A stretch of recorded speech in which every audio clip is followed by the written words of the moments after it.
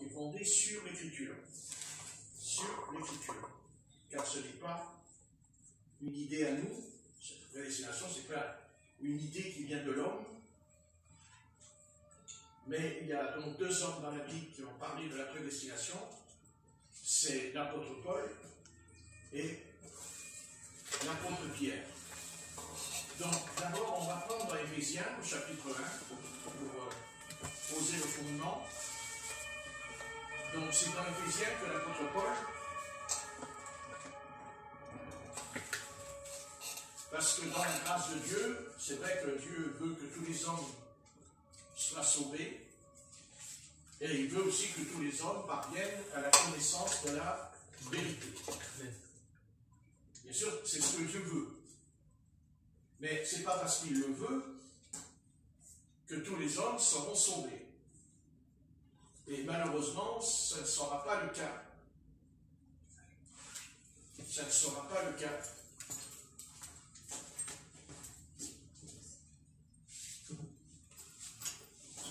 Je sais qu'il est difficile d'accepter ce qui n'est pas acceptable pour les hommes, pour l'esprit humain, que Dieu aurait décidé, avant la fondation du monde, que décolle un petit peu décolle un peu, toi, tu as été collé carrément, un peu de colle, scotch, voilà, là, c'est bien, c'est pas des sparadraps quand même.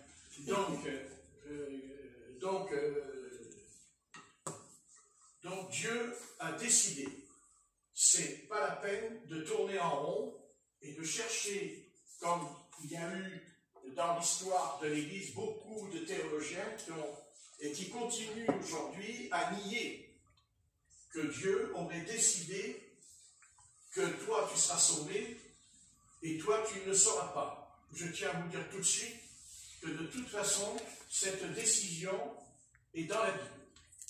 Et que personne ne pourra contester, car je vais sortir des passages à double tranchant qui va démolir, qui va ruiner tout prédicateur qui continue, qui s'oppose à cette doctrine apostolique. Pourquoi Dieu dit je te sauve et toi je ne te sauve pas? Je réponds, c'est un mystère. Et seul Dieu révèle les mystères. C'est comme ça. Et ce n'est pas autrement. Maintenant, j'ai une petite compréhension, légère compréhension. Pourquoi Dieu aurait décidé de sauver les uns et de perdre les autres? Cette petite compréhension, c'est que Dieu veut bien faire comprendre que ceux qui enseignent la Bible soient bien clairs en eux. Et ça, il faut que ça soit l'Esprit, vraiment l'Esprit Saint qui vraiment le montre et nous convainc.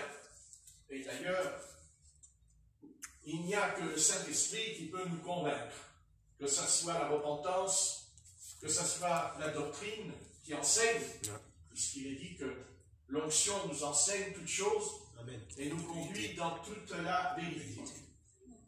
Dans la parole, il n'y a pas que simplement l'écriture qui est écrite. D'abord, la parole de Dieu, à son origine, est écrite non pas par une main, mais par un souffle. Car toute écriture est inspirée de Dieu. Toute écriture est inspirée de Dieu. C'est-à-dire que dans ce livre, il y a le souffle de Dieu. Dans les autres livres, quand un pasteur écrit un livre, il n'y a pas le souffle de Dieu, il y a le souffle de l'esprit de l'homme, mais qui a été enseigné par le souffle de l'esprit, et qui pourra soit prêcher, soit écrire ce que Dieu lui a appris. Mais ce qu'il a appris prendra sa source dans la Bible. Amen. Parce que seule la Bible est inspirée de Dieu. Alléluia. Il n'y a pas à discuter là-dessus. Toute écriture, de la Genèse à l'Apocalypse, tout ce qui est écrit dans ce livre a été écrit. Certes, ce sont des hommes qui ont écrit avec leurs mains, mais le souffle ne vient pas de l'homme. Le souffle de l'Esprit s'est incorporé, s'est incarné en eux, parce que Jésus-Christ lui-même s'est incarné dans une chair semblable à la nôtre. Semblable à la nôtre. Donc Dieu a décidé, c'est ce que dit l'Épître aux Éphésiens au chapitre 1 et au verset 4, en lui, Dieu nous a élus avant la fondation du monde. Il ne dit pas, il nous a prédestinés ici. Attention, la prédestination, ce n'est pas la même chose que l'élection. Avant d'être prédestiné, il faut d'abord être un élu. On ne peut pas être prédestiné si on n'a pas été élu. C'est-à-dire choisi par le Seigneur. La prédestination, elle est liée non pas au choix, mais elle est liée avant. Avant même que le monde existe, on verra. Parce que le monde peut exister, et Dieu peut choisir ou rejeter dans le monde. C'est ce qu'il a fait avec, par exemple, David et Saül. Mais prédestiné, ça, c'est le destin.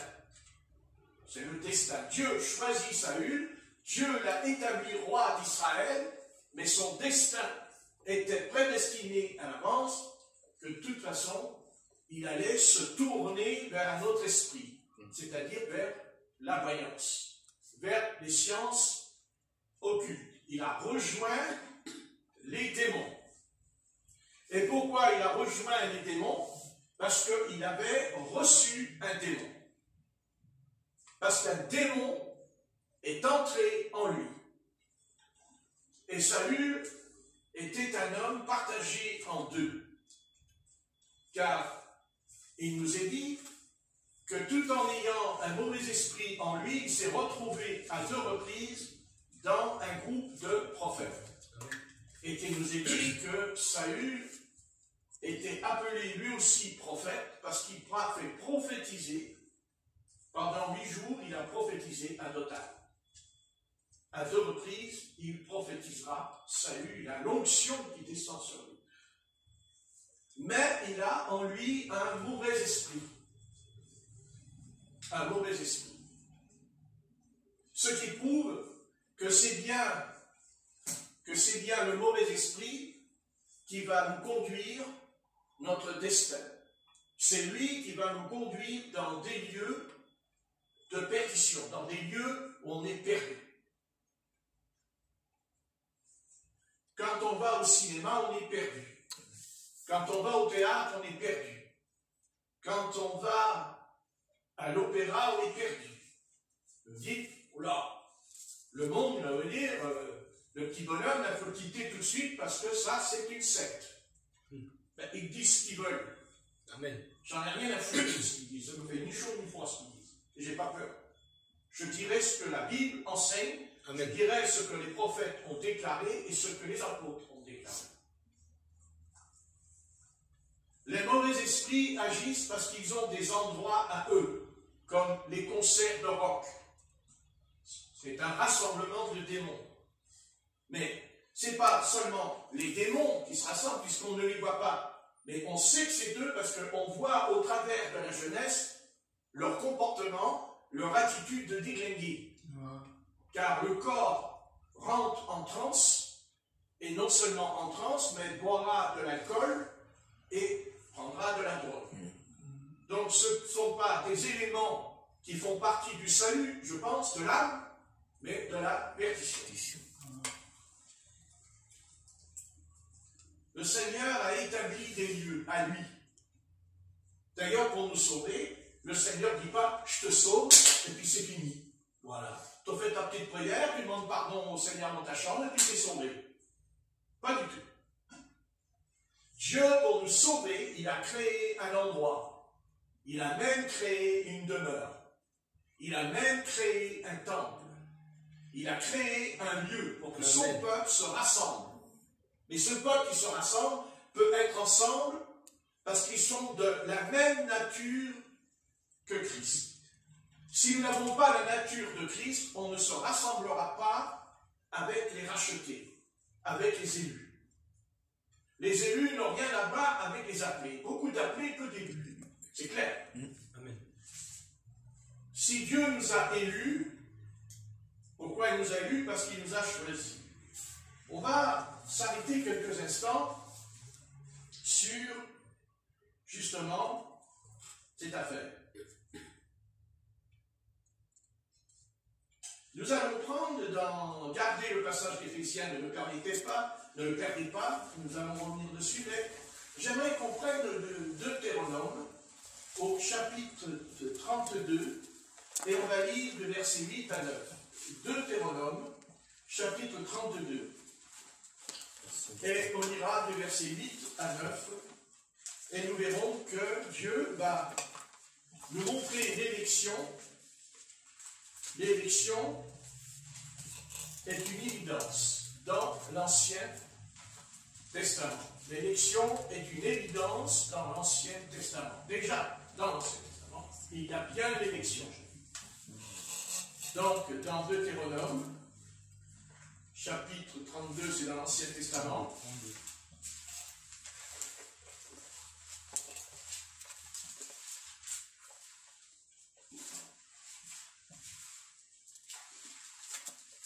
Et chapitre 32.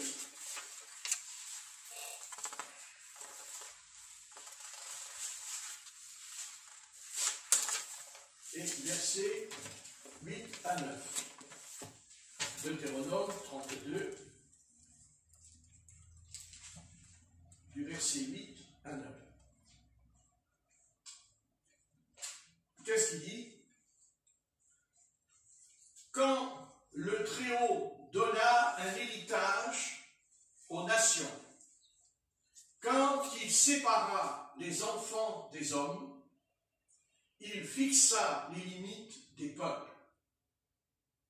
D'après le nombre des enfants d'Israël, car la portion de l'Éternel, c'est son peuple, Jacob est la part de son héritage.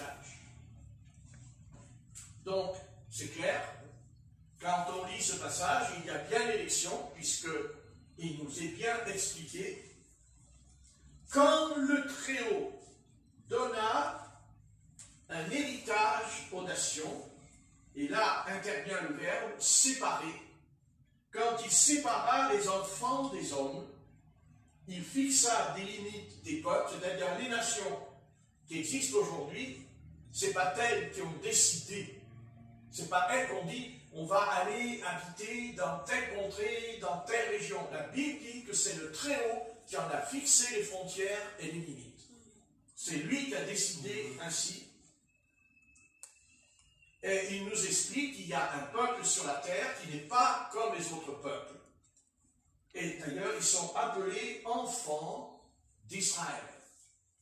Les autres peuples, il ne dit pas ce sont les enfants. Il dit à Israël, d'après le nombre des enfants d'Israël. Pourquoi? Car la portion de l'Éternel, c'est son peuple. Jacob est la part de son héritage. Donc, déjà, vous voyez, le choix est fait. Et le choix, nous verrons, n'a pas changé. Malgré qu'ils seront punis, châtiés, puisque c'est ce que dit la parole. Il dit que celui qui a beaucoup reçu, lui sera beaucoup demandé, n'est-ce pas? C'est ce qui leur est arrivé. Ouais. C'est ce qui nous arrivera aussi à nous dans l'au-delà. Hein? Sur la terre, le Seigneur n'emploie pas les mêmes châtiments que sur la terre et en enfer. C'est pour ça qu'il y a des hommes méchants sur la terre, des impies qui réussissent. Et qui réussissent succès. Bien même. Ouais. Et que ils font des choses horribles devant l'Éternel, le péché, comme l'homosexualité par exemple. Ça n'empêche pas d'être des chefs d'État, d'être corrompus, comme Sodome et Gomorrhe, mais ils ont le pouvoir. Et ils pensent qu'il ne leur arrivera rien après le départ, pas du tout. il vaut mieux être puni maintenant. Je vous le dis tout de suite. Il vaut mieux que Dieu nous punisse maintenant. Amen. Parce que c'est quand il nous punit maintenant, la punition ne dure qu'un temps. À un moment donné, quand on est puni, Dieu l'arrête parce qu'on a compris ce que le Seigneur voulait nous faire comprendre sans qu'il ait besoin de nous châtier. Nous avons un cas dans l'église de Corinthe, vous le connaissez, un frère qui a couché avec la femme de son père, et le Seigneur dit à l'apôtre Paul de le livrer à Satan. De le livrer maintenant. Car si l'apôtre Paul ne l'avait pas livré, il allait finir entre les mains de Satan de l'autre côté de la barrière. Vous voyez ce que je veux dire? Mais comme il s'est sanctifié au travers du châtiment, quand certainement que s'il a été livré entre les mains de Satan, d'abord, c'est pas sûr qu'il a été malade, pas une preuve qu'il a été malade. Ça peut être aussi un tourment psychique comme Saül. Il dit que Saül était tourmenté par un mauvais esprit. D'ailleurs, il est écrit, il dit « venant de l'Éternel ». Alors là, ils ont compris que c'était le mauvais esprit, c'était venant de l'Éternel. Non. Quand il dit « venant de l'Éternel », ça veut dire que l'Éternel a permis au mauvais esprit d'entrer dans sa vie. Il a donné la permission d'entrer. Il a donné la permission. D'ailleurs, il est entré non pas par un péché charnel, comme David, mais par une désobéissance au commandement. Parce que chaque fois qu'on désobéit au Seigneur, on se sépare de lui. C'est obligé. C'est ce qu'a fait Adam. Quand Adam est tombé dans le péché, il est séparé du Seigneur. Il coupe toute relation avec le Seigneur. D'abord, le Seigneur descend même, car vous verrez que on tombe un peu dans le texte de l'Épître aux Romains, nul ne cherche Dieu. Et quand Adam est tombé dans le péché, il n'a pas cherché Dieu. Puisque quand Dieu est venu lui parler, il s'est enfui. Plus que cela, il s'est caché. L'homme est séparé de Dieu. L'homme est coupé de tout contact avec son Créateur. Il est coupé, c'est-à-dire il est dans le néant. Il est dans le vide. Il y a un abîme entre lui et Dieu. Et comme il n'a plus de relation avec le Créateur, donc il est sur un chemin mauvais, un chemin tortueux. Il est sur un chemin qui va le mener à la mort éternelle, puisque c'est le verdict, c'est la sentence, c'est le jugement, c'est le châtiment, c'est la punition qui est tombée sur l'humanité, car l'humanité est punie au travers d'un homme. Car il dit, par un seul homme, le péché est entré dans l'humanité.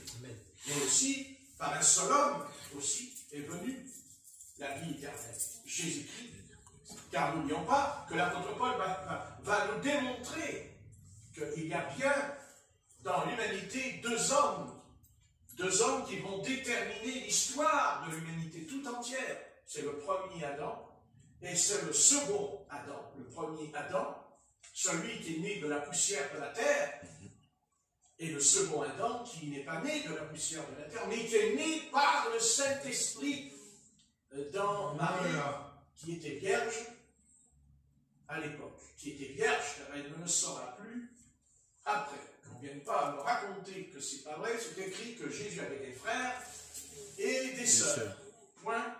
Et dont même l'apôtre Jacques était son frère, parce qu'il y a l'épître de Jacques, qui était apôtre de l'église de Jérusalem, qui tenait l'église de Jérusalem. On verra, ça c'est pas important, discuter, puisqu'on sait qu'il y a plusieurs Jacques dans le Nouveau Testament. Oui. Mais pour l'instant, ce qui va nous intéresser, et ça je vais insister, quand on va dans le péché, nous coupons toute communion avec l'Esprit Saint. Amen. Il n'y a plus de communion avec le Seigneur quand on pratique le péché. C'est la loi et elle n'a pas changé. Et pour combattre cette loi, il a fallu une autre loi qui s'appelle la loi de la vie. Mais pour que la loi de la vie soit efficace en nous, il a fallu d'abord que cette loi soit crucifiée. Il fallait crucifier l'ancienne alliance pour en créer une nouvelle. Et c'est par ces deux hommes-là, que le processus de la prédestination, de l'élection, va se mettre en place. Car s'il n'y avait pas eu la prédestination dans la Bible, personne ne serait sauvé. Uniquement le Christ, oui, parce qu'il était sans péché, parce qu'il est né sans péché. Le Seigneur Jésus est un homme et en même temps, il était le Père Céleste. Il était Père Céleste et il était homme quand il est venu sur la terre. Il y avait en lui deux natures, ce qu'on appelle l'incarnation. Dieu, qui est esprit, s'est incarné. Il est devenu chair, il est devenu homme, avec tout ce qui contient les faiblesses de l'homme en lui, car il était un homme faible comme tout le monde, fatigué, attaqué, comme un être humain, comme un homme. Mais en même temps, il était aussi Dieu quand il guérissait les malades et quand il chassait les démons. Il y avait en lui ces deux natures. Il y avait en lui, c'est-à-dire qu'il nous fait comprendre que quand Dieu est devenu homme, il nous fait comprendre que c'était l'ancien Adam. Mais il nous fait comprendre aussi qu'il est aussi le nouvel Adam, parce qu'il est sans péché. Car l'ancien Adam est dans le péché, comme notre nature est dans le péché. Notre nature est toujours pécheresse. Mais en même temps, elle ne pratique plus le péché, parce que c'est le nouvel Adam, qui est Christ en nous. Faire attention, le Seigneur est homme et il est Dieu en même temps. Amen. Il est les deux à la fois. J'aimerais soulever un petit point, une petite histoire qui est arrivée dans l'Évangile. C'est quand il y avait la tempête sur le lac de Tibériade. À un moment donné, ils ont vu une silhouette qui venait en marchant sur l'eau. Et nous savons que c'était Jésus. Mais eux, ils ont dit que c'est un fantôme. C'est son fantôme. Ça n'a pas l'air comme ça, mais dans l'histoire de la Réforme, il y a eu des théologiens qui se sont infiltrés dans la Réforme, quand il y a eu le réveil avec Luther et Jean Calvin. Des hommes se sont infiltrés et vont nous expliquer que quand Jésus-Christ est venu sur la terre, c'était son fantôme. Mais c'est très subtil. Nous, ça nous fait rire. Parce que nous, on a vu les films, on a vu des fantômes dans les films, nous. Mais ça, c'est un film. Mais enseigner, faire croire que le Seigneur Jésus est un fantôme, ça, c'est subtil. Car c'est ce que Satan veut nous faire croire. Que Jésus-Christ est un fantôme, c'est-à-dire qu'il est un esprit revenu de l'au-delà et qui serait venu nous sauver. Mais Jésus-Christ n'est pas un fantôme. Jésus-Christ, il est homme et il est Dieu en même temps. Et ceux qui enseignent le contraire, ce sont des faux apôtres et des faux docteurs. Parce qu'il faut toujours bien préciser cette vérité. Le Seigneur Jésus-Christ est homme, mais il est Dieu en même temps. Amen. Il a ces deux natures en lui. Quand il est crucifié sur la croix, il est un homme, et quand il ressuscite, il est Dieu. Et c'est pour ça qu'il ressuscite, parce qu'il était Dieu. Après, il n'est pas ressuscité, puisque le salaire du péché, c'est la mort. Donc, si Jésus-Christ était un homme, et il en était un homme comme nous, Il avait le même corps que nous. Exactement le même. Il a grandi comme un enfant. Et sans péché.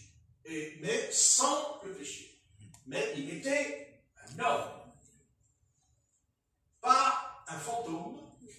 Pas un être à part. Non, non. Un homme. C'est important. Un homme. Et même Jésus a bien voulu l'enseigner dans l'évangile de Luc, au sujet de son retour à la fin des temps, quand le Fils de l'homme reviendra. Ça veut dire quoi? Parce qu'il y en a qui pensent que quand Jésus-Christ va revenir, vous savez, il va revenir, il va être plus éclatant que le soleil. Non, mais c'est ça que beaucoup croient. Mais ce n'est pas ça du tout qui va se passer. Pas du tout. Quand Jésus-Christ reviendra, il revient en tant que fils de l'homme. C'est-à-dire, comme un homme, là, comme ça. Il sera un homme. Mais cet homme-là est ressuscité des morts. Parce que Jésus-Christ est ressuscité des morts. Mais attention, il est ressuscité, mais il n'a pas perdu son corps d'homme quand il reviendra. La seule différence, c'est que ce corps a été glorifié. Ce corps a été sanctifié. Parce qu'il est écrit qu'il n'a pas permis que ton sein voie la corruption.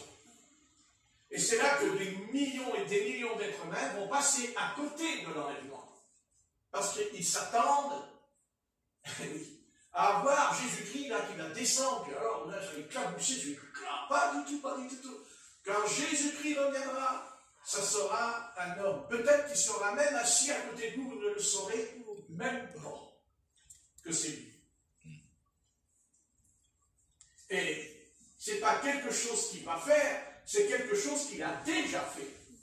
Car il nous a montré, il nous a déjà enseigné dans sa vie à lui, après sa mort, qu'il est venu 40 jours et 40 nuits sur la terre. Amen.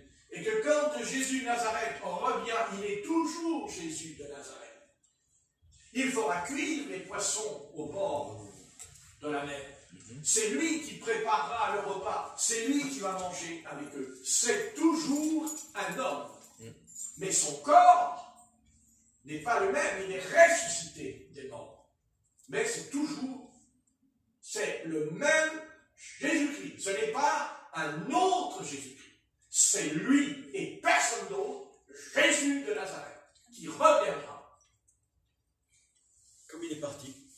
Comme il est enlevé, il reviendra de la même manière. C'est ce que dit Actes au chapitre 1. Ce Jésus qui a été enlevé reviendra de la même manière qu'il est parti. Mais beaucoup ne le reconnaîtront pas. Parce qu'il viendra, parce qu'il n'aura ni beauté, ni éclat pour attirer nos regards, ce qu'il fit la première fois. La seule fois qu'il a révélé sa nature, la seule fois qu'il a fait connaître sa divinité sur la terre, car une fois dans sa vie, il a révélé sa divinité. C'est sur la montagne de la transfiguration. Il nous est dit que son corps a changé. Vous voyez ce que je veux dire? Amen. Et quand son corps a changé, c'était Dieu qui était sur la montagne. C'était l'Éternel qui était sur la montagne. C'était lui, le même qui était sur le mont Sinaï. L'Éternel. Et ça, il ne l'a pas fait devant les 12 apôtres. Il ne l'a fait que 3 apôtres. L'apôtre Pierre, l'apôtre Jacques et l'apôtre Jean. C'est tout. C'est la seule fois qu'il a montré qui il était. Dont l'apôtre Pierre en parlera dans son épître, puisqu'il rappellera dans son épître qu'il était sur cette montagne de la transfiguration et qu'il a vu qui était Jésus. Il a vu qui était Jésus, mais il n'a pas compris. Il ne pouvait pas comprendre. Parce que pour comprendre, il a fallu qu'il fasse une expérience qui s'appelle la Pentecôte. Il fallait qu'il aille dans le baptême, dans le Saint-Esprit. Amen. Et les apôtres ne sont pas nés encore de nouveau tant qu'ils n'ont pas été baptisés dans le Saint-Esprit. Il n'y a pas de doute à ce sujet. Ils naîtront, ils seront changés, transformés quand le Saint-Esprit va entrer en eux. Ils ne seront plus les mêmes hommes. Ça ne veut pas dire qu'ils n'avaient pas des faiblesses, mais ils ne seront plus les mêmes. Ils ont reçu la capacité d'expliquer, de révéler, de manifester les mystères de la divinité. La puissance qu'ils ont reçue en eux, ce n'est pas simplement pour guérir les malades ou chasser les démons, c'est parce qu'il fallait qu'ils enseignent. Il fallait que l'apôtre Paul ait reçu la révélation dans Éphésiens. Nous allons lire chapitre 1, car qui a pu révéler à l'apôtre Paul ce qu'il a écrit dans Éphésiens au chapitre 1 et verset 4, et quelle connaissance, et quelle profondeur, et quelle révélation énorme que l'apôtre Paul a reçue dans sa vie, et donc il partagera avec l'église d'Éphèse, Éphésiens chapitre 1. En lui, Dieu nous a élus avant la fondation. Qui peut écrire, qui peut avoir reçu une telle révélation, une telle connaissance, une telle compréhension que en lui, Dieu nous a élus avant la fondation du monde, pour que nous soyons saints et irréprochables devant lui. Personne ici ne peut dire qu'il est saint et irréprochable. Mais nous le sommes parce que Dieu nous a prédestinés avant. Dieu nous a vus saints et purs avant la fondation du monde. Pourquoi? Parce que le sang du Messie, le sang du Fils de l'homme, le sang du Fils de Dieu, le sang du Fils de David, c'est lui le sang qui allait nous purifier, qui allait nous sanctifier. Pourquoi? Parce que le premier Adam s'est souillé. Il est tombé dans l'impudicité, dans l'impureté. Car il le dira, je suis nu. Donc il s'est souillé, il s'est sali. Et quand il est tombé, il s'est sali. Il ne s'est pas sali avec le serpent. Il s'est sali avec elle. Parce qu'il est tombé dans le péché avec elle. Parce qu'elle était tombée avant qu'il tombe. Il n'y a pas de doute. La souillure, l'impureté, la débauche. Et vous pouvez voir dans ce siècle dans lequel nous vivons un développement, un ravage de cette puissance impure, sale. Les problèmes sexuels énormes qui a conduit jusqu'à l'avortement. Parce que si les jeunes filles avortent, c'est parce que si elles ne veulent pas du bébé, eh bien si elles ne voulaient pas d'un bébé, elles n'avaient qu'à pratiquer l'abstinence et ne pas faire cette chose, puisque tu ne veux pas d'enfant. Je pense être logique dans ce que je dis maintenant. Je ne suis pas là pour condamner la jeunesse, je ne suis pas là pour condamner les femmes. J'explique que le péché nous amènera toutes les maladies possibles. Et d'ailleurs, vous avez entendu, je pense que vous êtes au courant, qu'ils ont annoncé officiellement, je les ai entendus directement aux informations, que la maladie du singe, ils ont dit qu'elle vient des homosexuels. Et que les docteurs ont dit sur le plateau qu'ils ont demandé à tous les homosexuels, et même à des couples même à l'écoute, de s'abstenir en ce moment s'ils ne veulent pas attraper cette maladie. C'est pas moi qui le dis, c'est la science, c'est les docteurs. Donc les docteurs, eux, ils ne savent pas, mais nous rentrons dans cette confirmation que la souillure, la tache qui a souillé le vêtement d'Adam, c'est le péché, c'est l'impureté, et je ne suis pas navré, mais c'est comme ça. Genre, ils peuvent me foutre en prison, j'en ai rien à foutre, ils peuvent me condamner aux tribunaux, j'en ai rien à foutre.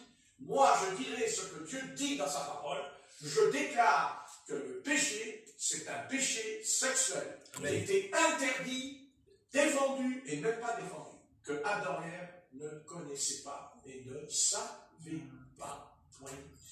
Amen. Et Dieu a voilé, Dieu a mis un voile sur eux. Ce voile a été déchiré, puisque l'Éternel nous dit qu'il va habiller Adam avec des feuilles. Il y en a eux, ils s'habilleront avec des feuilles, et après Dieu les habillera avec des peaux d'animaux, qui représentent justement la justice de Dieu. Que les feuilles représentaient justement ce qui provient de la terre, qui d'ailleurs la terre sera maudite après. Les arbres, les feuilles, les animaux, le sol sera maudit, pas par Adam, par Caïn, car il dit le sol s'ouvrira, c'est-à-dire l'enfer. Car l'enfer n'était pas encore ouvert quand Dieu a maudit Adam. C'est quand c'est Caïn qui lui a dit, le sol va s'ouvrir. C'est-à-dire que les démons vont sortir de l'enfer et vont venir sur la terre. Et c'est exactement ce qui se passe aujourd'hui, car il nous est parlé dans l'épître de Jude que le Seigneur a enfermé des anges déchus et qu'à la fin des temps, ils seront libérés de leur prison et qu'ils viendront sur la terre. Et ces anges-là, ce sont des anges dont on pourrait être sûr de toute façon avec le livre d'Enoch, parce que c'est le fameux livre d'Enoch qu'on ne peut pas nous donner, où justement Enoch va écrire. Moi j'ai lu les écrits d'Enoch où il dit que les anges ont couché avec les hommes. Pas les femmes, les hommes. Et c'est de là que viendrait l'homosexualité. Voyez, le péché. Le péché originel, il n'y a pas de doute. Il n'y a pas de doute. C'est certain, à un tel point que le Seigneur a appuyé cette vérité, cette grande vérité. Car il y a eu sur la terre une femme, une jeune fille, pas comme les autres. Et Dieu sait que ce qu'ils n'en ont pas fait de cette jeune fille, une idole. Mais nous, on n'en fait pas une idole, on ne la vénère pas, mais on ne l'enfonce pas non plus, pas du tout au contraire. Nous sommes touchés par cette jeune fille. Amen. Parce qu'elle dira à l'ange Gabriel, mais moi, je n'ai pas connu d'homme. Et toi, tu me dis, je suis enceinte. Et l'ange lui dira, mais c'est vrai, tu n'as pas péché, tu n'as pas transgressé, parce qu'attention, d'après l'Ancien Testament, une jeune fille et un jeune homme, quand ils devaient se marier, je parle en Israël, ne devaient pas se connaître avant le mariage. Amen. Bon, ça aujourd'hui, ça voltige dans tous les sens. On ne va pas faire un discours là-dessus. On sait ce qui se passe autour de nous. Mais c'est pour vous expliquer que si vous êtes sauvés, si vous adorez le Seigneur, si vous êtes avec lui, ne pensez même pas un seul seconde, n'y pensez même pas. Si vous êtes sauvés, c'est parce que Dieu vous a prédestiné avant la fondation du monde, et si vous ne l'êtes pas, vous retournerez totalement dans le monde. Parce que seul l'Esprit de l'Éternel, ce n'est que l'Esprit, le Saint-Esprit seul, peut nous empêcher de retourner en arrière. Et croyez-moi, c'est ni par vos œuvres, c'est ce que dit l'apôtre Paul, ni par les œuvres. C'est par la grâce seule, gratuite, de Seigneur. Mais c'est quoi la grâce? C'est pas seulement, ah ben le pécheur il vient au Seigneur et dit, ah mais Dieu il m'a pardonné parce que j'ai reçu la grâce de Dieu. Mais Dieu lui répond, mais dans la grâce de Dieu, mon ami, il y a l'élection, il y a la prédestination. Dans la grâce, au fond de la grâce, l'apôtre Paul révèle au monde, révèle à l'Église pour l'encourager, car si on lit bien attentivement, au verset 5, il nous a prédestinés dans son amour à être ses enfants d'adoption par Jésus-Christ. Là, il faudrait encore prêcher sur l'adoption, car nous avons été adoptés. Amen. Mais avant la fondation du monde, pas pendant que tu t'es repenti. Tu t'es même pas encore repenti, que tu étais déjà un enfant adopté. Qui t'a adopté? Le Père qui est dans les cieux, puisque le Père céleste, c'est les enfants. Le Père est l'enfant. Mais cela ne pouvait pas se réaliser parce que notre chair est pécheresse. Que je sois prédestiné ou pas, je suis quand même perdu et pécheur, même si je suis prédestiné. Donc, si je suis prédestiné, il a fallu que quelqu'un vienne, quelqu'un qui soit sans péché, quelqu'un qui était pur et saint, mais il fallait en même temps qu'il soit un homme, parce que c'est un homme qui est tombé dans le péché. C'est un homme qui tombe dans le péché. Et pour racheter cet homme, il fallait qu'un homme vienne, mais cet homme ne peut pas me sauver s'il n'est pas Dieu. Et cet homme, il était divin et humain en même temps. Amen. Vous voyez ce que je veux dire? Et ça a été accompli dans la prédestination, avant même que le monde fût créé. Donc, comme le Seigneur l'Éternel dit à Adam, tu ne mangeras pas le fruit de la connaissance du bien et du mal, autrement tu mourras.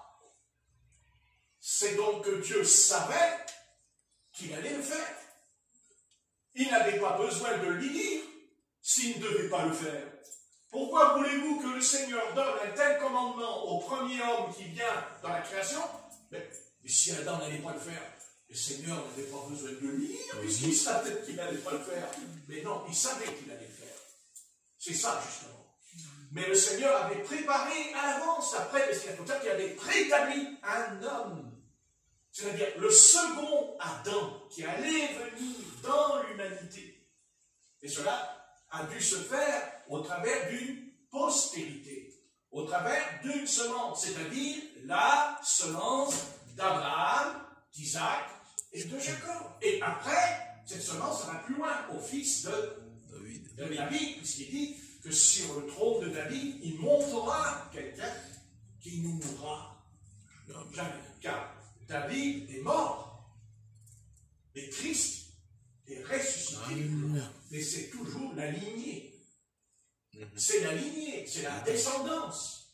Vous avez qu'à lire Matthieu chapitre 1, vous lisez la lignée jusqu'à Jésus-Christ, qui descend, qui vient, non pas parce que c'est la lignée d'Abraham, mais parce que c'est la promesse que le Seigneur a fait à Abraham. De toi sortira un fils, c'est-à-dire Isaac. Il sortira Isaac et non pas Ismaël. Ce n'est pas Ismaël qui sera le fils de la promesse. Non, non et non. C'est au travers d'Isaac, au travers de Jacob. Et après viendra la lignée. Et à un moment donné, cette lignée, elle a failli disparaître de la terre, car c'est grâce à une femme, que connaissez l'histoire de Naomi, n'est-ce pas? Vous connaissez l'histoire de Naomi? C'est elle. C'était foutu, c'était terminé. Vous avez qu'à lire dans Matthieu 1. Il est parlé justement de ça, que c'était fini pour Israël. Mais il y a eu Naomi. Vous savez ce qui s'est passé avec Naomi, n'est-ce pas? Hein? C'est au travers d'elle que la postérité a pu continuer à survivre au travers de l'histoire d'Israël, jusqu'à Christ. Donc Christ, il est homme, mais il est le Dieu fait chair. Ouais. Jean, chapitre 1, verset 1, il est dit, la parole fut fait chair, homme. Elle était Dieu, elle était avec Dieu, et elle était chair. Il fallait donc que Jésus-Christ vienne, mais il n'est pas venu simplement parce que lui, il a décidé de venir. Il y a été parce que, comme dit le prophète Ésaïe, une voix a retenti dans l'éternité. Qui enverrai-je? Qui marchera pour nous? Et une voix répond, il dit, moi, il dit, tisse-moi un corps. Tisse-moi un corps, fais un corps, non pas un corps d'ange, car le Seigneur, pour nous sauver, il aurait pu envoyer un ange. Mais même un ange ne pouvait pas nous sauver parce qu'il n'avait pas un corps humain. Amen. Gabriel n'a pas un corps humain. Quand ils viennent, ils prennent la forme d'un corps. Mais Jésus n'a pas pris la forme d'un corps. Il a été tissé, formé par le Saint-Esprit. Le Saint-Esprit est descendu dans le sein de la Vierge et a tissé le corps, la graine, la vie éternelle avant même, car cette graine avait été prédestinée avant même que le monde existe. Ça va loin. C'est évident. Mais si nous avons été prédestinés, nous faisons partie de ce plan, car c'est ce que dit le reste de la Bible. Il dit, regardez au verset 6, il dit, dans verset 5, et il nous a prédestinés dans son amour à être ses enfants d'adoption par Jésus-Christ. Et qu'est-ce que Dieu a dit? Selon le bon plaisir de sa volonté. Alors, écoutez, les pasteurs qui disent qu'il n'y a pas de prédestination, c'est pas vrai. La Bible dit selon le bon plaisir de sa volonté. Si tu es sauvé, c'est selon le bon plaisir de sa volonté. C'est pas vrai. Ce n'est pas vrai. Tu n'es pas sauvé parce que tu l'as voulu. Tu n'es pas sauvé parce que comme ça, on t'a parlé de Dieu, puis tu as cru. Non, non, non, non, non, non, non. Non, parce que vous savez, il y a eu des millions et des millions d'êtres humains qui ont entendu l'évangile de Jésus-Christ et ils ne sont pas à Jésus-Christ ce soir. Pas du tout. Pas du tout. Pas du tout. Pas du tout. Pas du tout. Non pas, écoutez bien, c'est pas parce qu'ils ne veulent pas, c'est qu'ils ne peuvent pas. Ils ne peuvent pas. Parce que c'est écrit dans la Bible. Amen. Après, nous expliquer, est-ce que Dieu commet une injustice? La Bible dit qu'il n'y a point d'injustice en Dieu. Amen. Donc la question, elle est réglée. Et comme dit la Bible, évitons de raisonner. Amen. Parce que plus on raisonne et plus on doute. C'est ça. Il ne faut pas raisonner. Il faut croire. Amen. Pas croire, attendez, pas croire, je crois. Non. Je crois ce que dit la Bible. Je fais confiance à la Bible parce que la Bible, c'est notre Seigneur qui l'a. C'est le Seigneur qui l'a. C'est pas qu'il a écrit, mais le souffle. Le souffle, la révélation, le souffle, c'est lui qui l'a inspiré au narrateur. Quand le narrateur prenait la plume, c'est pas lui qui écrit. C'est le souffle, un peu comme par exemple quelqu'un quand il reçoit le don de prophétie. C'est pas lui qui parle, c'est le don de prophétie. Et la personne se mettait à prophétiser et en même temps, la main, elle écrivait sur le parchemin.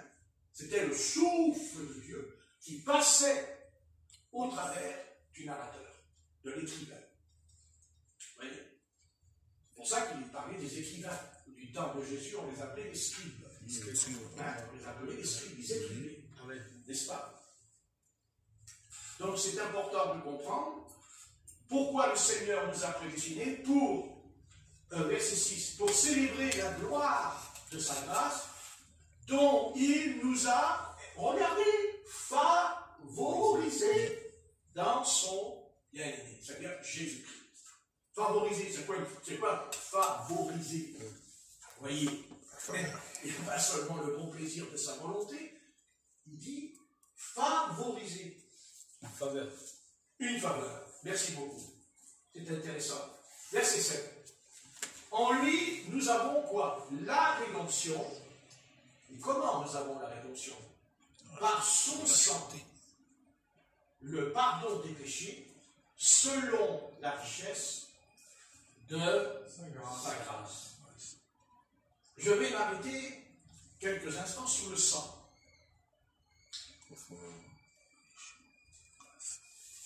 Le Seigneur Tout-Puissant, pour sauver Adam, pour sauver sa famille, il fallait qu'il commence une œuvre importante sur la terre, c'est-à-dire le pardon du péché. Comment enlever la culpabilité? Comment effacer la rébellion? Comment effacer la transgression? Car péché, c'est transgresser le commandement, c'est-à-dire la loi. La loi. Dieu a établi dans l'univers, dès le départ, le sang. Il met le sang, car seul le sang, c'est le seul élément qui va effacer mon péché.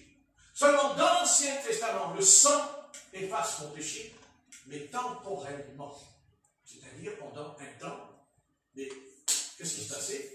L'homme, le juif, il retournait dans le péché. Il ne pouvait pas faire autrement. Il ne pouvait pas, parce que le Rédempteur, parce que Christ n'était pas venu en tant qu'homme pour racheter la nature humaine qui est corrompue et pervertie dans ton nom.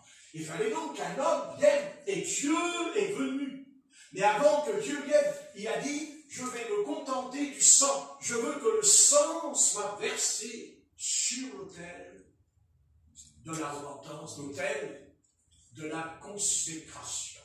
Et tout le long de l'Écriture, il nous est parlé du sang. Quand un roi péchait, il apportait un animal, il faisait couler le sang. Dès le jardin d'Éden, Abel apporte le sang. Mais le sang de l'animal ne pouvait pas pardonner mon péché définitivement. Il fallait toujours retourner à l'autel. Il fallait revenir à l'autel.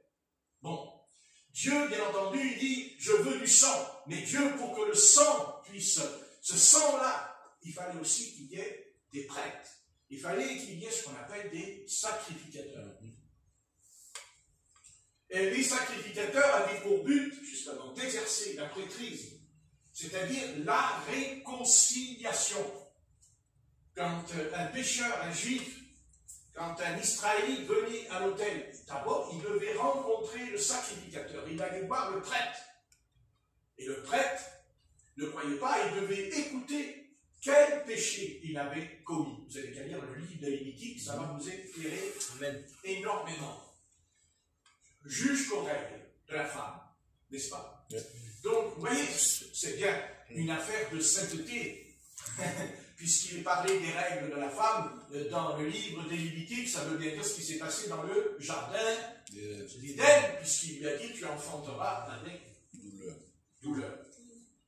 Marqué aujourd'hui, ils n'enfantent plus dans la douleur, elles accouchent quand même, puisque l'avortement, c'est... Ah oui, l'avortement, c'est un accouchement. Tout à fait, oui. Seulement, l'accouchement, lui, c'est qu'on tue l'embryon. On tue l'embryon. Quel meurtre, quel crime, quel châtiment, quelle punition, quelle punition. Mais quelle punition, quel châtiment.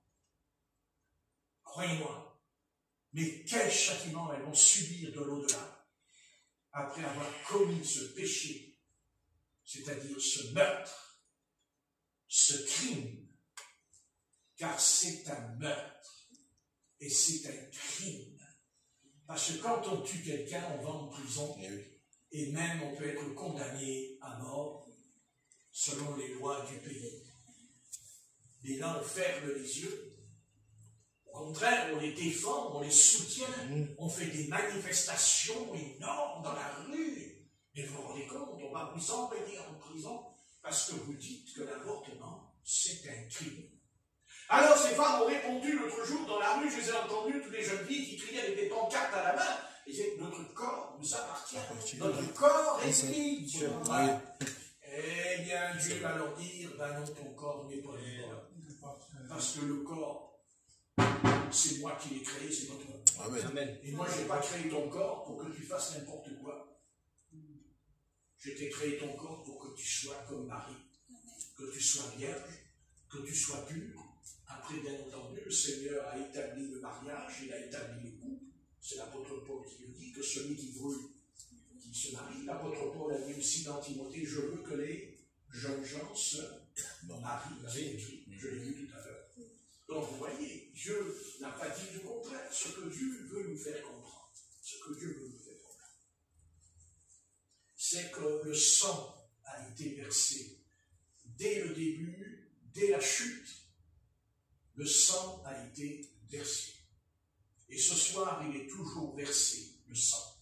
C'est une différence qu'on n'a plus besoin d'amener un agneau, un animal, mais entre dans ta chambre, ferme ta porte et prie. Et quand tu pries, si tu as péché, tu dois confesser ton péché devant le Christ. Et le sang de Jésus-Christ te purifie de tout péché. Amen. Mais attention, il ne te purifie pas de tout péché temporellement. Non, éternellement. Alléluia. Parce qu'il a pourvu à ce que tu ne recommences pas. Parce qu'il a été crucifié dans sa chair, c'est-à-dire ta chair, puisque tu es en Christ et que Christ est en toi. Car n'oubliez pas que quand Adam tombe, il a chassé le Christ de son corps. Il a mis dehors, il a mis dehors le Christ. Absolument, il a dit, fous le camp, sors de là. Parce que le péché ne peut pas se marier avec la sainteté. Il y a eu là une fracture dans le jardin d'Éden. Il y a eu une séparation, pas que dans le jardin, mais dans l'univers, puisque le Seigneur Tout-Puissant, le Très-Haut, va descendre.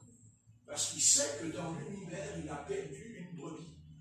Il sait qu'une brebis s'est égarée dans l'univers. Heureusement qu'elle n'avait pas 36 à l'époque. Il n'y en avait qu'une.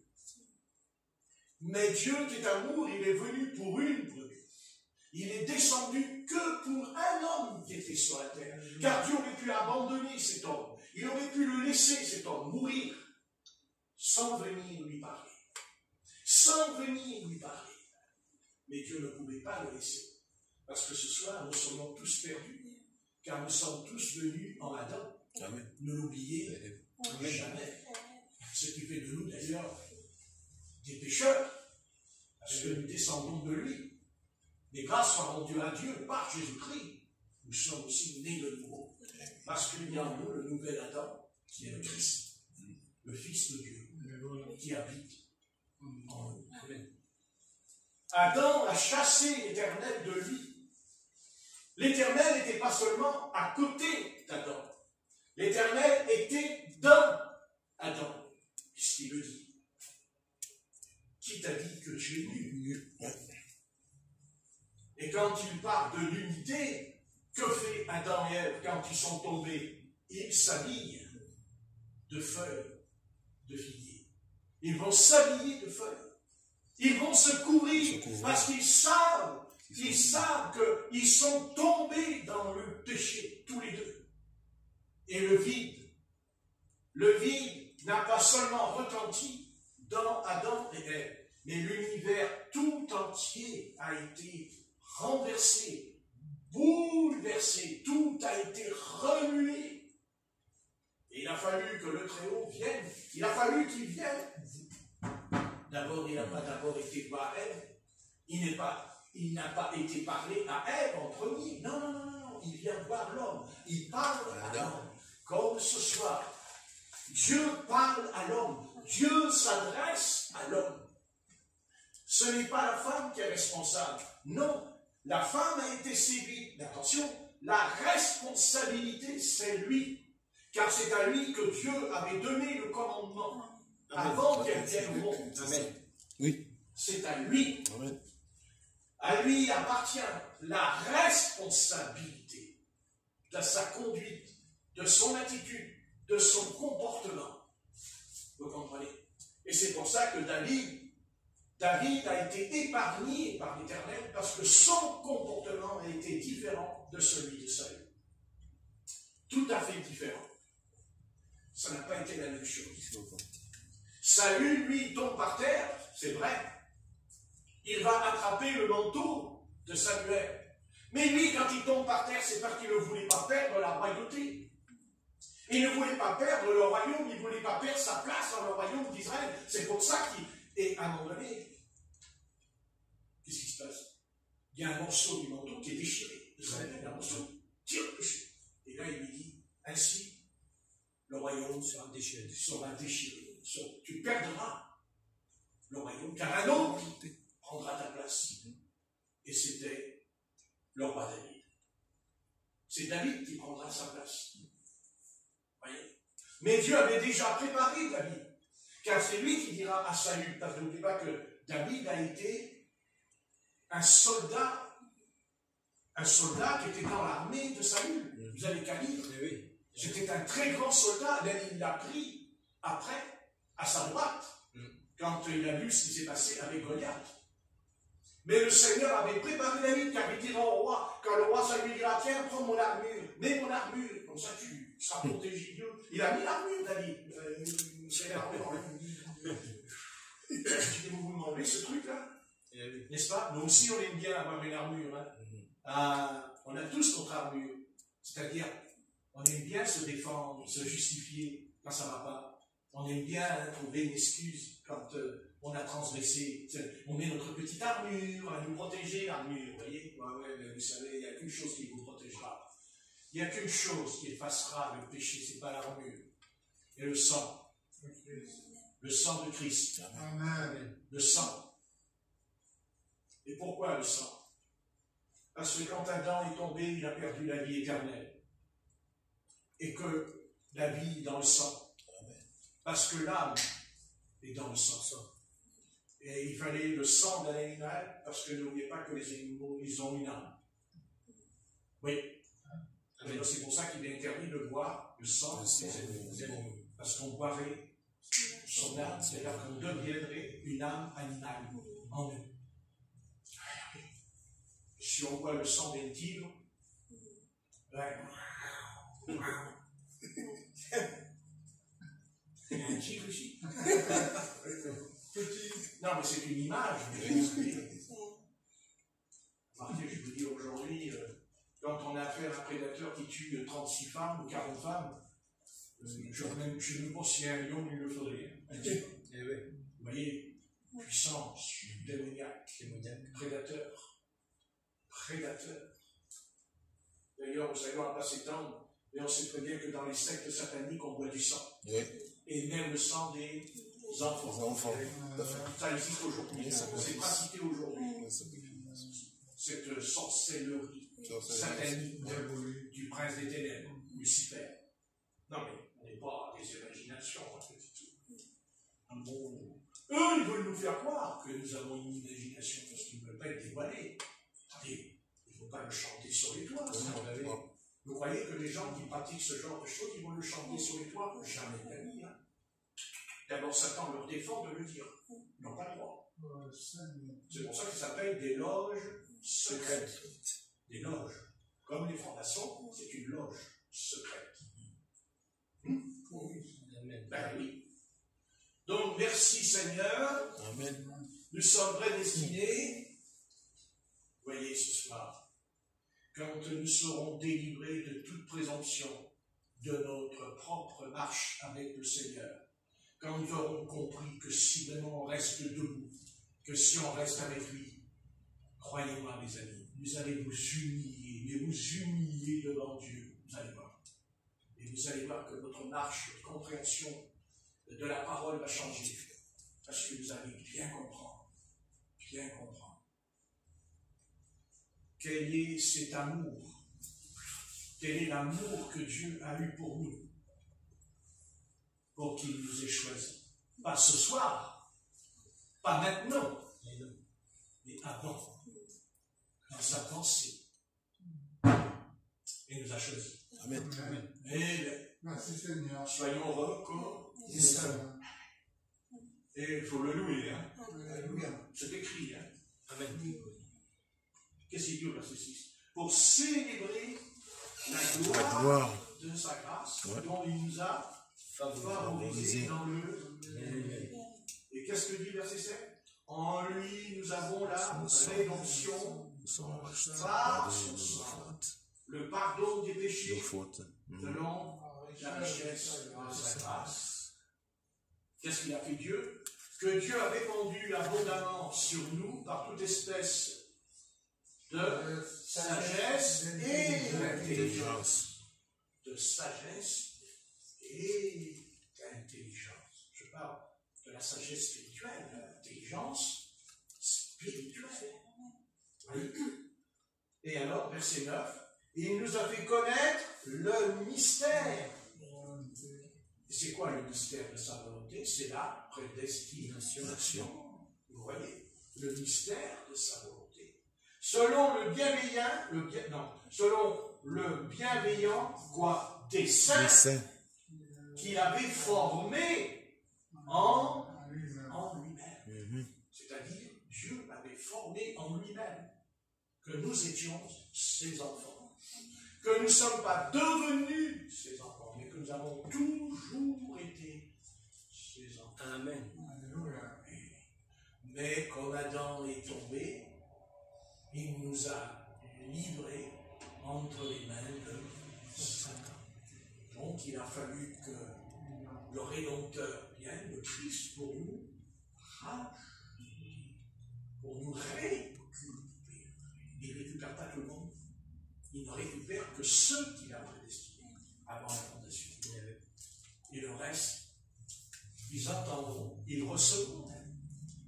Mais pendant un temps, et un jour, ils retourneront en arrière. Parce que ce n'est pas eux qui décident, c'est l'Esprit de Dieu qui décide si oui ou non. Et c'est pour ça que ce soir, on a intérêt à se faire tout petit et à prier pour dire, Seigneur, que jamais je retourne en arrière. Seigneur. Et plus on sera humble, plus cela prouvera que nous sommes prédestinés. Parce que seule la prédestination, c'est elles qui sont dans nous que nous ne sommes pas dignes. Et que ce n'est jamais par nos œuvres, jamais par notre mérite. Même si on aurait la volonté, Dieu dit non, c'est ma volonté. Ce n'est pas ta volonté. Jamais ne pense même pas à ça pendant une seconde. Car je n'ai qu'un mot à dire, et je te livre entre les mains du diable. Comme il a dit à l'apôtre Pierre, Satan t'a réclamé pour te cribler comme du fort. Et quand Satan l'a criblé, qu'est-ce que fait l'apôtre? Je n'ai jamais connu Satan. 3 fois. Il l'a raillé. Donc vous voyez, si l'apôtre Pierre est revenu, c'est parce qu'il dit, j'ai prié pour toi, afin que ta foi ne défaille pas. Ça veut dire que si le Seigneur n'avait pas prié, l'apôtre Pierre, qu'est-ce qu'il fait? Il retourne dans le monde. Ce qu'il fera d'ailleurs, puisqu'on le retrouvera en train de pécher toute la nuit, puisqu'il croyait que le Christ était mort et que c'était fini.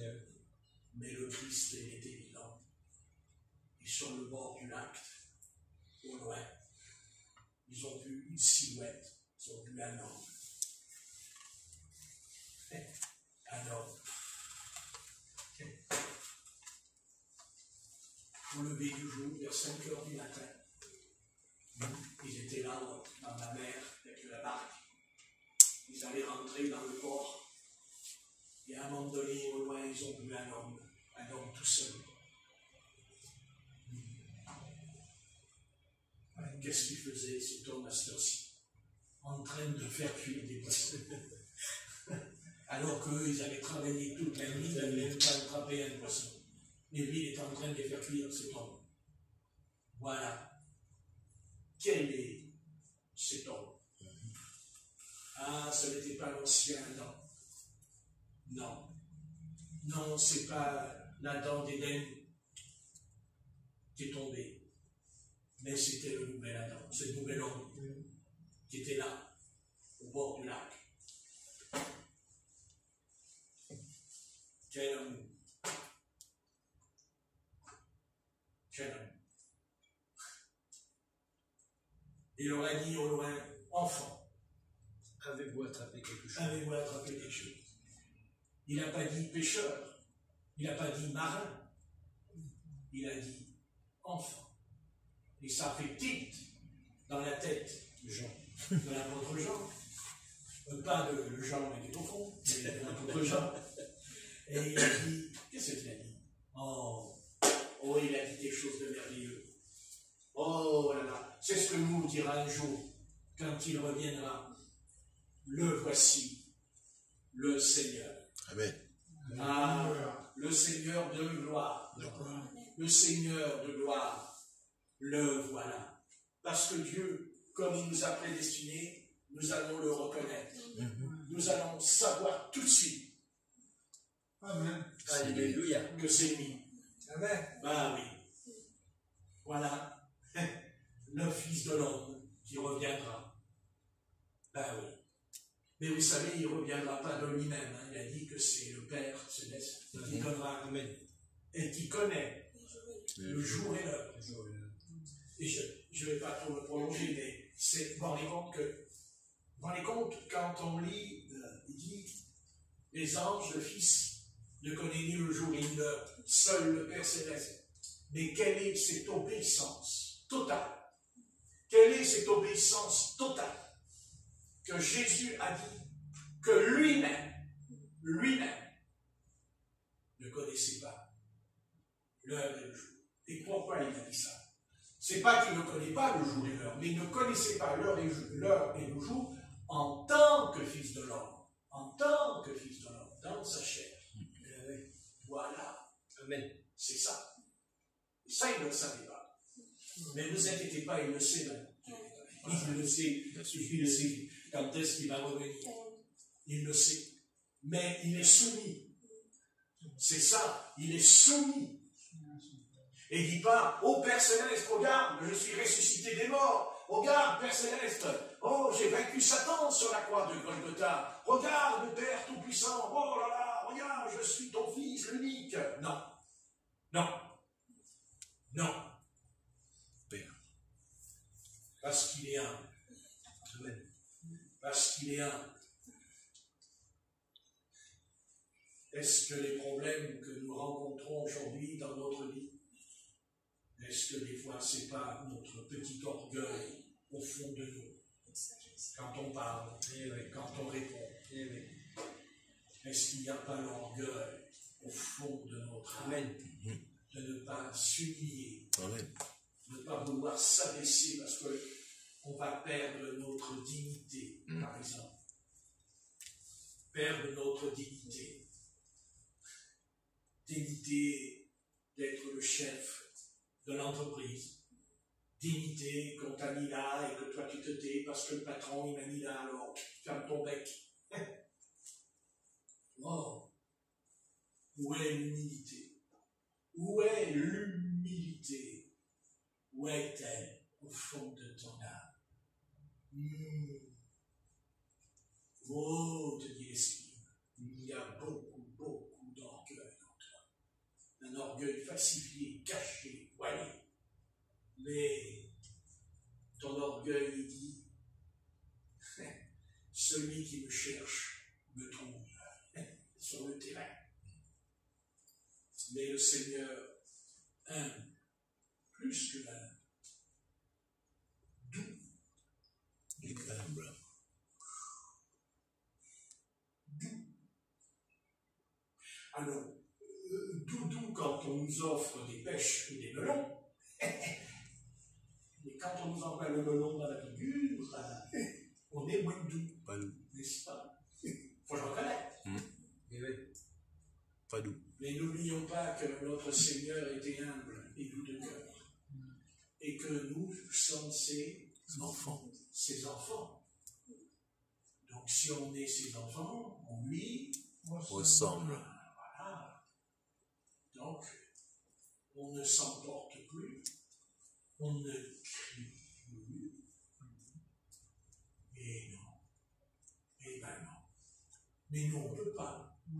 Mais le Seigneur en nous peut. Amen. Amen. Mais pour qu'il puisse le faire en nous, qu'est-ce qu'il nous a dit? On l'a laissé faire. Qu'est-ce qu'il nous a dit?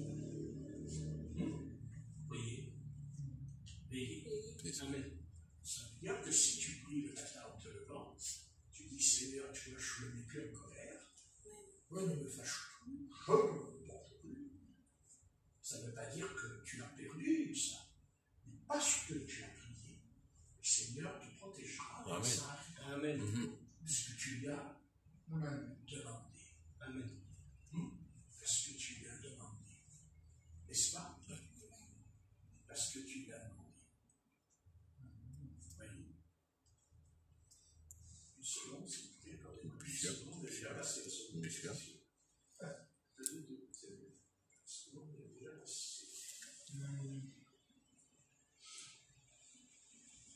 Et je terminerai. J'arrête.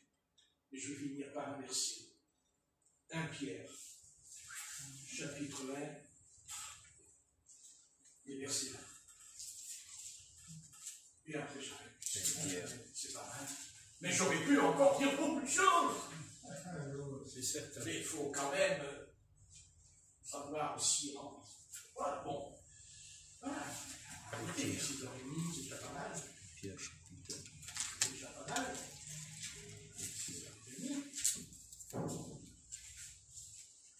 Qu'est-ce qui est écrit dans la Pierre? Si quelqu'un l'a trouvé, qu'il le lit. Comme ça me... Verset 20. C'est ce que j'ai dit, je crois. Parce que vous obtiendrez le salut de vos âmes pour prix de votre foi. Attends, hein. Voilà, c'est pas première épître de Pierre, chapitre 1, verset 20. Verset 9 ou verset 20? Non, Ouais. j'ai dit le 20. Ah. Pour pas exagérer quand même, oui. Parce que je veux bien croire que des fois, mais là, je pense qu'il y en a plusieurs qui vont quand même le défendre. Hein. Prédestiné avant la fondation du monde, D'accord. il fut manifesté à la fin des temps à cause de vous. Voilà. Qu'est-ce que dit l'apôtre Pierre? Là, c'est plus l'apôtre Paul qui parle de ça. C'est l'apôtre Pierre. Qui nous dit prédestiné avant la fondation du monde. Il fut manifesté à la fin des temps. Donc la fin des temps, c'est pas maintenant. Non. Non. Parce qu'en vérité, la fin des temps, elle n'a pas commencé maintenant. Hein. Elle a commencé quand il est venu. Eh oui. Puisqu'il dit manifesté Jésus-Christ est venu. Amen. Donc vous voyez, quand on dit la fin des temps, c'est la fin des temps. Mais on se trompe. La fin des temps, elle a 3000 ans. La fin Eh des oui. temps. Eh oui. Déjà pour commencer, quand on aura bien compris ça, ça ira mieux. Voilà. Seigneur, merci pour ces quelques paroles. Seigneur Jésus-Christ, nous pouvons que nous incliner devant ta majesté divine. Amen. Car c'est bien ce qui est question de ta majesté. Ta majesté est assise sur le trône de jugement, mais aussi sur le trône de la grâce. Pour l'instant, nous sommes dans le temps de la grâce, parce que, Seigneur, tu as envoyé ton Fils unique, Jésus-Christ. Mais nous savons que Jésus-Christ est aussi Dieu et homme. Amen. C'est un mystère. Mais sa chair était sur la terre, son corps humain était sur la terre. Dieu était caché, voilé, dans la chair de Jésus-Christ. Cette chair qui était sans péché, sans iniquité. Cette chair qui était la sainteté de l'Éternel, pure. C'était ce nouvel Adam. Dieu est saint. Dieu habite dans les contrées, là où habitent les archanges, les anges, les séraphins, les chérubins. Nul homme ne peut pénétrer dans ce sanctuaire.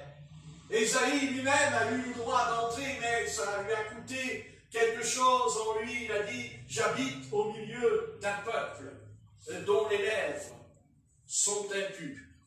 Nous savons que les anges ont pris des préceptes et ont purifié les lèvres du prophète Eh bien, qu'il en soit de même pour nous, Amen. en cet instant, que Seigneur, le sang de l'agneau purifie nos lèvres, Amen. purifie notre bouche. Car Alléluia. c'est seulement quand notre bouche sera propre que le Saint-Esprit pourra parler, nous exhorter et nous convaincre de justice, de péché et de jugement. Amen. Seul lui rend les choses réalisables.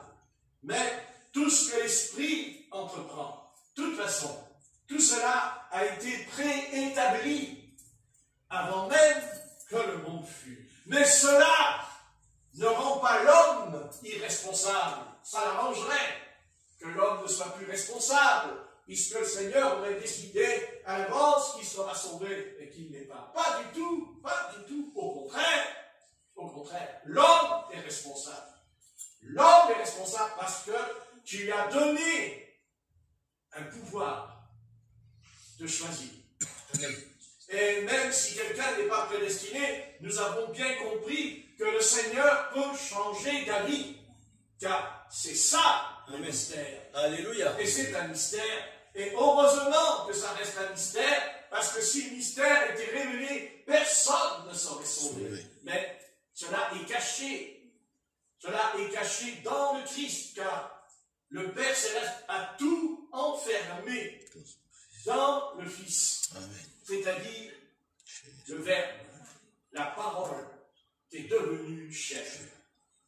Seigneur, tu as pris soin de bien faire les choses, car tu n'es pas un Dieu qui commet injustice, car tu as bien expliqué quelque chose. Si j'ai décidé de punir une nation et de l'envoyer au châtiment de la mort, mais il est écrit que si cette nation se repent, je pardonne. Et même j'enlève la prédiction. Amen. Et le contraire, c'est une nation qui doit être bénie et va dans le péché. Elle sera punie. Seigneur, tu vois, des choses nous échappent énormément. Mais une chose est certaine. Ce que nous sommes, nous sommes. Mais en même temps, c'est vrai que tu as pardonné Ninive. Mais on a oublié que tu as pardonné la génération, mais non pas la civilisation. Car un siècle plus tard, 100 ans plus tard, il y a eu un très grand tremblement de terre et Ninive a disparu dans les fonds de la terre, dont on a retrouvé aujourd'hui encore les vestiges. Donc tu n'avais pas changé d'avis. Ce n'est pas vrai. C'était écrit que ce tremblement de terre aurait lieu. Il a été retardé parce que cette génération s'est repentie. Et tu n'as pas tenu compte et tu as pardonné cette génération et pas l'autre. Car l'autre est retourné dans le péché. Est retourné dans le crime, dans le meurtre. Exactement ce qui était en eux. Leur véritable nature, leur origine était en eux. Mais dans l'histoire, il est arrivé qu'il y a une génération qui se repent. C'est ce que tu as dit au sujet de Sidon et de Capernaum. Si les miracles avaient été faits, n'est-ce pas, au sujet de Sidon et de Capernaum, se seraient repentis. Amen. Donc, ce soir, malgré la décision irrévocable d'un jugement imminent, alors nous en avons tous les signes, tous les symptômes. D'ailleurs, le plus grand signe que tu nous as donné à nous l'Église de Christ, c'est que tu as ramené le peuple d'Israël dans la terre promise, dans la terre sainte, comme on dit, dans l'Ancien Testament. Tu l'as ramené, tu as tenu ta promesse. Il a fallu attendre siècle sur siècle, c'est vrai, car ce n'est qu'en l'an 1948, le 14 mai 1948, que le peuple d'Israël est retourné dans la terre promise, comme Dieu avait promis à Abraham, à Isaac et à Jacob, et surtout, en 1967, tu as redonné Jérusalem aux Juifs, afin que la tente, la maison de David, prépare le chemin, c'est-à-dire le fils de David qui va venir, le Messie, Yeshua qui va venir. Voilà, tout est mis en place, rien n'a été changé, mais c'est vrai, tu peux, et tu as le droit, tu fais ce que tu veux, Seigneur, tu dis. Si tu vois une génération qui se repent, une génération qui désire être pure, qui désire se purifier, d'être propre, eh bien, tu leur pardonneras. Oui, tu lui pardonneras à cette génération qui se repent. Mais si l'autre ne veut pas, la sentence ne changera pas. Elle demeurera ce qu'elle est. Et le Seigneur sait à l'avance. Il connaît à l'avance la génération qui dira oui, qui dira non. Il le sait. Mais ça ne changera rien. Ça ne changera pas grand-chose. Car ce que tu as promis à Israël, et malgré ce qu'Israël t'a fait, et ce que fait encore aujourd'hui ton peuple, jusqu'à l'homosexualité dans Jérusalem. Et pourtant, ben voilà, tu ne les détruis pas. Tu pourrais les détruire en quelques instants. Tu pourrais permettre à l'Iran de tirer un missile nucléaire qui tomberait sur Israël en un instant, il n'y aurait plus rien. Mais tu ne le permets pas. Mais le châtiment viendra. Le châtiment viendra, la punition viendra. Amen. Mais en même temps, quand tu puniras, c'est parce que tu sais que la génération qui va vivre cette tribulation, cette grande tribulation, elle se repentira. Elle viendra vers toi. Elle retournera vers le Dieu de Jacob. Alléluia. La maison de Jacob criera à l'Éternel. Et ils reconnaîtront celui qu'ils ont percé, le Fils de l'homme, comme dit le prophète Ézéchiel. Maintenant, quant à nous, tu nous as fait aussi une promesse. D'ailleurs, 2 déjà sont accomplis. La repentance et le baptême dans le Saint-Esprit. Tu as accompli en nous cette œuvre de rédemption, de grâce. Et continue à agir en nous, parce que le nouvel homme, le nouvel Adam est en nous. Christ est vivant en nous. Mais toujours par cette notion. C'est pour ça qu'il est dit, celui qui blasphémera contre le Fils de l'homme, il sera pardonné. Et celui qui blasphémera contre le Saint-Esprit ne lui sera jamais, ni dans ce siècle, ni dans le siècle à venir. C'est pour ça que, Seigneur, tu as établi dans l'univers, tu as même plus que cela, tu as rétabli ce que tu as fait au commencement de la création. Cette phrase que j'aime le plus dans ma vie, c'est un texte c'est le plus dans ma vie. L'Esprit de Dieu planait au-dessus des eaux. Oh, l'Esprit de Dieu planait. Qu'est-ce que nous pourrions désirer de plus ce soir dans notre vie de misère, de pauvreté spirituelle? Combien nous sommes encore déchéants, incapables de tenir une promesse, si ce n'est dans notre culte, de prier régulièrement, intensément. Il y a en nous tellement de variations et d'ombres, et je dirais même de nuages. D'ailleurs, on sait que, malheureusement, entre Adam et Dieu, dans le jardin d'Éden, il y a eu un très grand nuage qui est venu.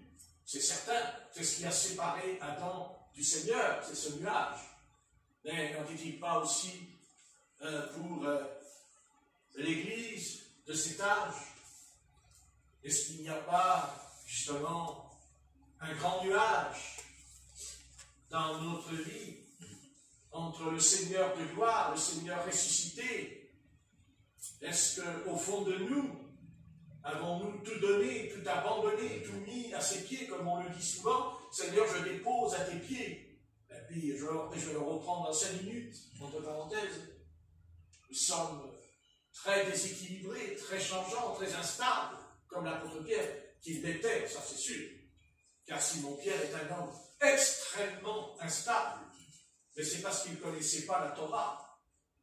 faut pas oublier qu'il ne savait ni lire ni écrire. Amen. Et l'apôtre Paul, c'est différent. Amen. C'est un homme qui connaissait la Torah dès sa jeunesse et qui a même été dans la plus grande école de la Torah, Gamaliel. Bien sûr, ça prouve que l'éducation joue un rôle et que si Paul a étudié la Torah dans sa jeunesse et que ça a été bénéfique pour lui, bien qu'il en ait fait un moyen de persécution contre l'Église du Seigneur, mais s'il avait su qu'un jour, lui-même aurait été persécuté, qu'il devait passer par ce chemin étroit, Seigneur, tu as préparé l'apôtre Paul, tu as préparé ce jeune homme car très jeune, il dit, dès ma jeunesse, il a étudié la Torah. Tu l'as préparé, et même après sa conversion, 3 jours de jeûne et de prière, on n'a pas eu besoin de lui enseigner de jeûner à Saul de Tarse. D'ailleurs, il ne s'appelait pas encore Paul, on l'appelait Saul de Tarse. Et pourtant, il a jeûné 3 jours et 3 nuits. Donc, il y avait en lui un potentiel énorme de la connaissance. Ah oui, quand même, quel est l'homme qui peut jeûner 3 jours et 3 nuits? Et c'est ce que Paul, c'est quelque chose qui était énorme en lui, ce qui lui a valu d'ailleurs de retrouver la vue, d'être guéri corporellement. Mais aussi, on le retrouva dans la synagogue le jour du Shabbat. Il enseignait Jésus. Il n'a même pas rencontré les apôtres, car il dit que c'est 14 ans plus tard qu'il montera à Jérusalem et qu'il rencontra l'apôtre Jacques, l'apôtre Pierre, pour discuter au sujet de l'évangile qu'il avait reçu, car il dit qu'il prêchait son propre évangile, ce qu'il dira à l'église de Galate. Qu'est-ce qui nous a détourné de l'évangile de Jésus-Christ que je vous ai prêché? Amen. Voyez, quel est cet homme? Quel est cet homme de Dieu dans la Bible, cet apôtre Paul? D'ailleurs, si on ne l'avait pas, je suis convaincu qu'il nous manquerait beaucoup de choses. Ça, c'est certain. Amen. Bien que l'apôtre Pierre, bien sûr qu'il a reçu des choses, mais il lui a fallu des années pour atteindre le but. Quand on lit ses épîtres, mais il a fallu, il avait presque 80 ans, le bonhomme, pour atteindre le but, mais pas l'apôtre Paul. 3 ans et demi dans le désert de l'Arabie. Et nous savons ce que ça fait de lui. Au pied, car quand on parle du désert de l'Arabie, on oublie que Moïse a été au bord du Sinaï, il a vécu au pied du Sinaï, comme Moïse. Dieu l'a envoyé là, en rêve, seul, dans le désert. Et c'est là qu'il a reçu l'évangile. L'évangile de la grâce, l'évangile de la révélation des mystères, car il dira, si vous saviez la connaissance que j'ai des mystères de Christ, il dira dans l'Éphésiens. Quel homme! Mais tu l'as conduit aussi vers une église qui était de taille, à pouvoir le garder. Et cette église était Éphèse, l'église d'Éphèse, non pas de Corinthe, mais d'Éphèse. Et on comprend mieux pourquoi le Seigneur dira dans l'Apocalypse à cette première église, se reproche. Ce n'est pas une question de mystère, de doctrine que l'église d'Éphèse est accusée, mais d'avoir perdu la flamme du premier amour.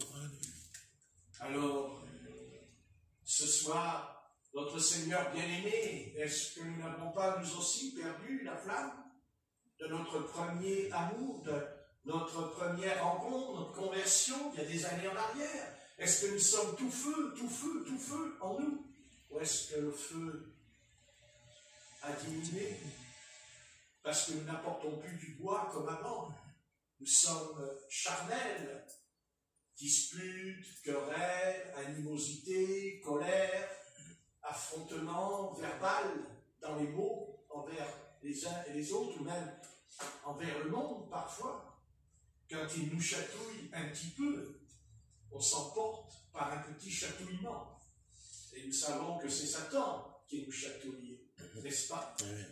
Alors nous te prions, toi qui nous as établis héritiers, co-héritiers de Christ, toi qui nous as établis, car c'est toi qui as dit à tes disciples, ce n'est pas vous qui m'avez choisi, c'est moi qui vous ai choisi. Et qu'il vous ait établi pour faire, afin que vous portiez beaucoup de fruits. Posons-nous la question, est-ce que nous ne portons pas du fruit, mais beaucoup de fruits? Oh, Seigneur, pardonne-nous, s'il te plaît.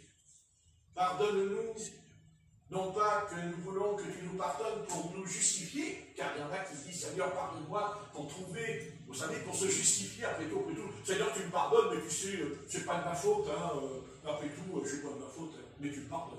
Non. Non, non, notre pardon ne repose pas sur une excuse de faiblesse. Certes, il y a faiblesse, mais la faiblesse, tu l'as vaincue, Seigneur. Amen. Tu l'as vaincue à la croix, certes, mais en nous aussi, ce soir. Amen. Parce qu'il ne faut pas oublier que le nouvel Adam est en nous. Amen. Mais oui, il n'est pas dans le ciel, le nouvel Adam. Dans le ciel, il y a les anges. Dans le ciel, il y a Jésus. Mais en bas, il y a le nouvel Adam. Alléluia. L'Église, Christ, le corps de Christ. Amen. Voilà le mystère caché, voilé de tous les temps, mais qui sera manifesté dans les derniers jours. C'est-à-dire quand l'archange sonnera de la trompette. Quand l'archange sonnera, mais l'archange, c'est qui? En vérité, cet archange, c'est Christ. C'est Christ qui vient dans la forme de l'archange, mais bien sûr. Et sonnera la trompette, c'est certain. Et le mystère de Christ s'accomplira. Le texte. Donc, voyez, c'est encore le Père céleste, le Tout-Puissant, qui décidera et qui dira, vas-y, sonne. Mais il ne sonnera pas avant, pas après, mais quand la voix retentira, car il dit, à la voix de l'archange, à la voix du commandement, comme Josué, avec le chef de l'armée d'Israël qui était dans le camp. Car il croyait que c'était un soldat humain, mais ce n'était pas seulement un homme qui était là, mais c'était Dieu. Amen. Qui était dans le camp de Josué. Car il dit, je suis le chef de l'armée de l'Éternel.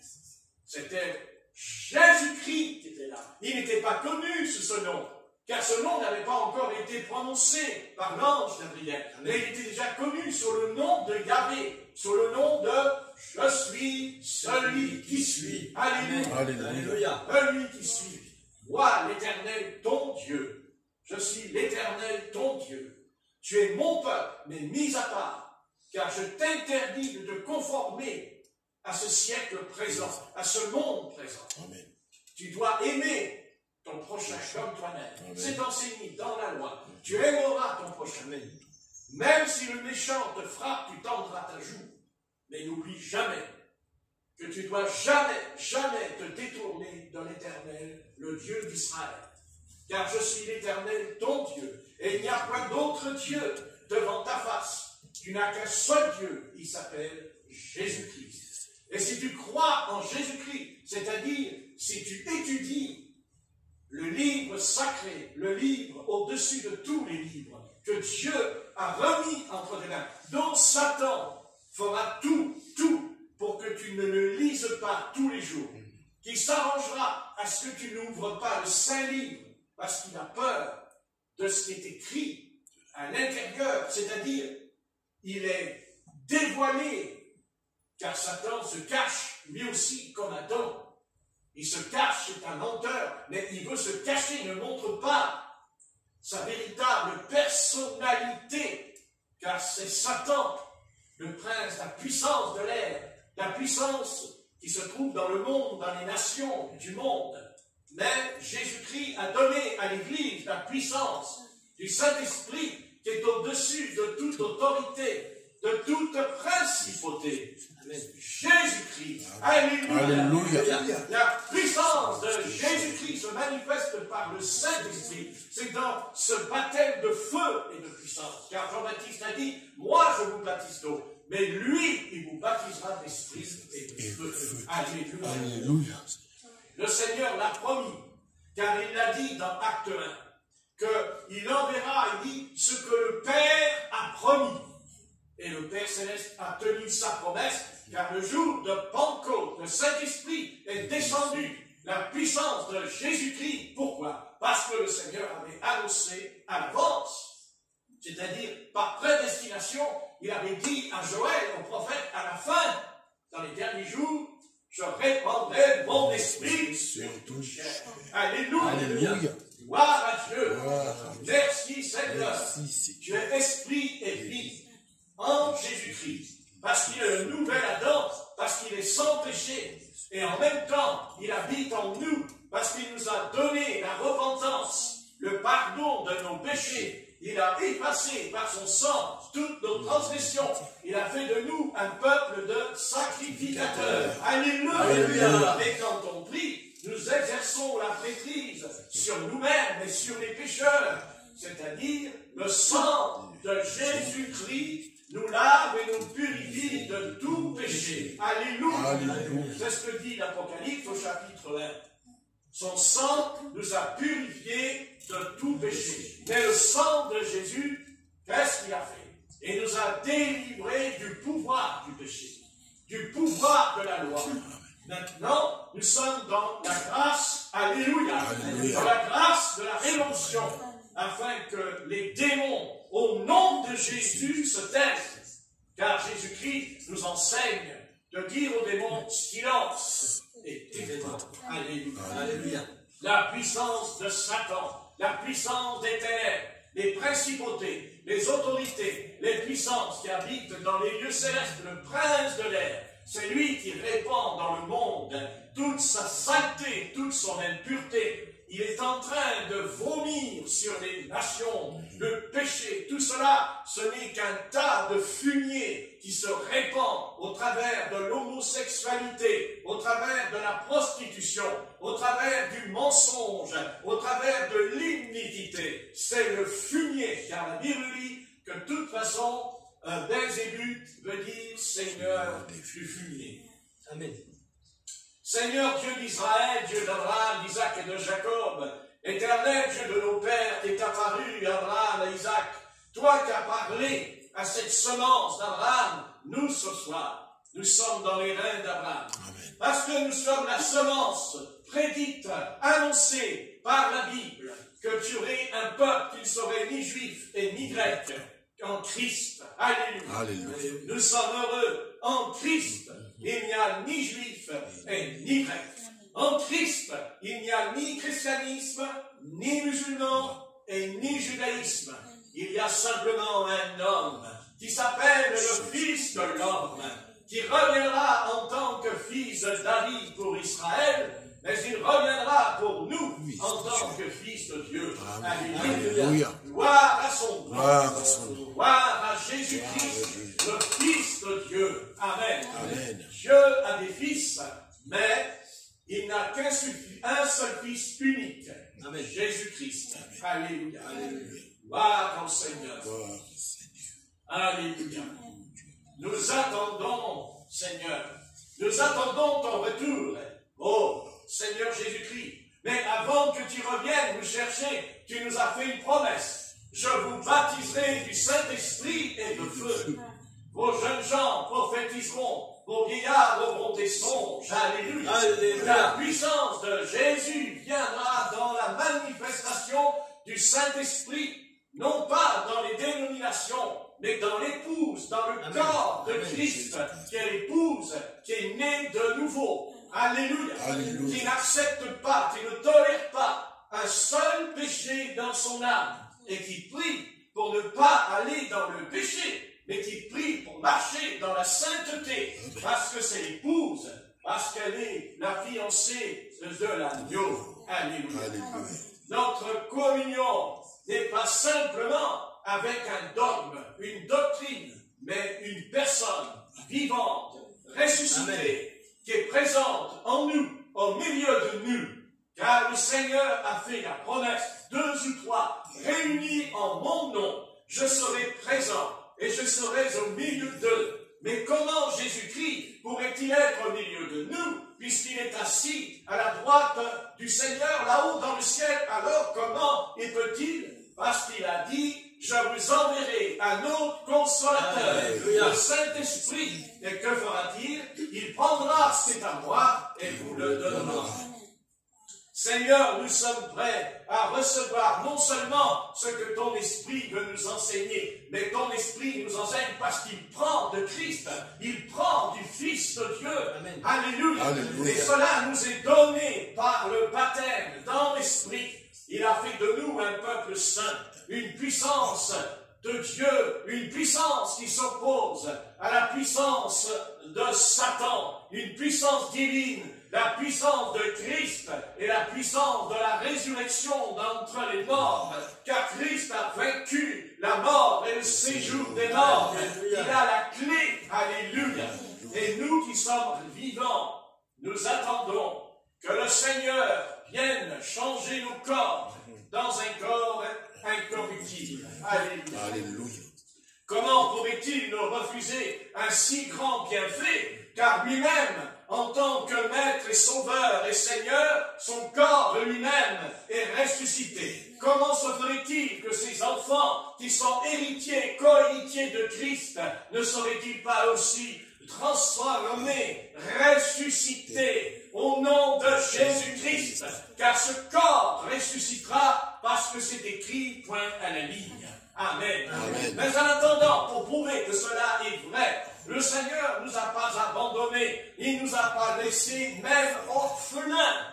Nous ne sommes pas orphelins, puisque nous avons un Père Céleste. Et nous savons par révélation que notre Père Céleste, c'est le Saint-Esprit. Alléluia. Alléluia. Et que le Saint-Esprit, notre Père Céleste, et qu'il descend en nous, parce que le Fils est en nous. Car celui qui a le Fils a le Père. Celui qui a le Père a le Fils. Parce que le Père et le Fils sont un. Alléluia.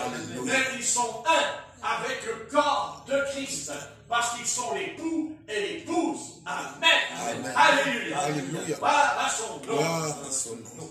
Merci Seigneur Jésus-Christ, au sein des ténèbres de la fin de ce monde, qui tourne à la dérive. Nous savons que nous sommes dans un grand paganisme, que jamais histoire de monde n'a existé. Mais en même temps, plus la puissance de ce monde sera païen, débordant de péché, de saleté, d'impureté, de souillure, de mensonge. Mais plus que cela, la puissance du Saint-Esprit est à la hauteur de se manifester et de faire front contre ce marasme, contre cette marée impure. Car c'est bien là le problème, une marée impure, afin de souiller la jeunesse, de souiller même les enfants, et même de souiller les bébés au travers de la pédophilie. Nous sommes en face d'un truc qui n'a jamais existé au monde, une confédération, un rassemblement de Lucifer et de sa clique, afin de jeter sur la terre la confusion, la guerre, la mort, la souffrance. Mais il y a sur la terre encore une église qui est née à Pentecôte et qui a traversé l'église et les âges, et qui ce soir est là, dans cette pièce, en train de prier, de se voir et nous disent en mon nom, je suis présent et je suis au milieu d'eux. Alléluia. Oui, Seigneur, je sais que Satan veut crier plus fort que nous. Je sais que Satan veut faire retentir sa voix dans le monde, comme il le fit dans l'évangile de Marc au chapitre 1. Quand tu es entré dans la synagogue, il est dit qu'un homme était possédé par un esprit impur. Il a commencé à crier, à hurler, afin de jeter la peur, la crainte dans la synagogue, pour faire que ces hommes et ces femmes qui priaient l'Éternel soient paralysés par la terreur de cet esprit démoniaque et diabolique. Mais Jésus lui a dit, silence, et tais-toi. Oh,